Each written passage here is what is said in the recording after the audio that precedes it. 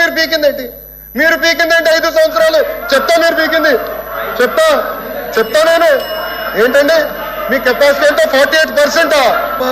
అవాస్తవానికి మీ మాట్లాడి చెప్తాం, అది వాస్తవాలా అవాస్తవాలా ఏంటో మేము చెప్తాం. కానీ మా సభ్యురాలు మాట్లాడినప్పుడు ఆవిడేమి కొత్తగా ఏమి కోట్ చేసి మాట్లాడలే. మీరు చెప్పిన మాటలనే చెప్పారు. మీరు ఏది చెప్పారు అవే చెప్పారు తప్ప ఏమి కొత్త మాట ఏమీ మాట్లాడలే. మీరు మాట్లాడి తిరిగి కోట్ చేస్తే గౌరవ మంత్రి గారు వచ్చి అంత ఆవేశం ఏం పిక్కు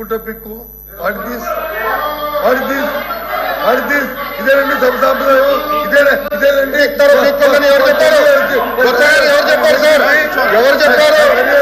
ఎవరు చెప్పారు ఏం పీకారని చెప్పా 5 సంవత్సరాలు మీరు ఏం తీసుకొచ్చారు అడిగా ఏమైనా ఒక్క పరుషం మాట్లాడామా?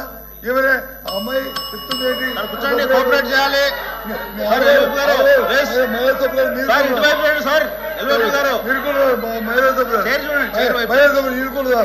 కూర్చోండి వినండి చెప్పండి మీరేంటి ఆవిడ ఆవేదన ఏంటి?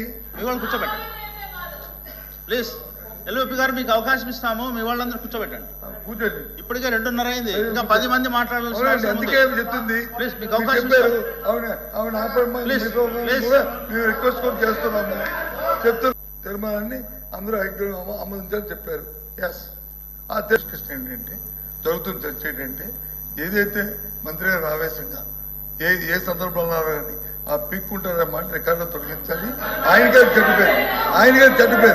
ఆయన జీవితంలో మచ్చ రైతు ఓందాగా చెప్తే ఆయన తాలూకు అమలతను నిలబడతారు. లేకపోతే ఆయన జీవితంలో మచ్చ ప్రజలు తెలుస్తారు. రేపు మాకు అభ్యంతరం లేదు. కానీ ఇలాంటి పరుష పదాలు మహిళా సభ్యుల మీద అలాంటి పరుష పదాలని వాడటం అనేది సమంజసం కాదు. అది సభా సంప్రదాయం కాదు. చెప్పండి మంత్రి గారు. మంత్రి గారు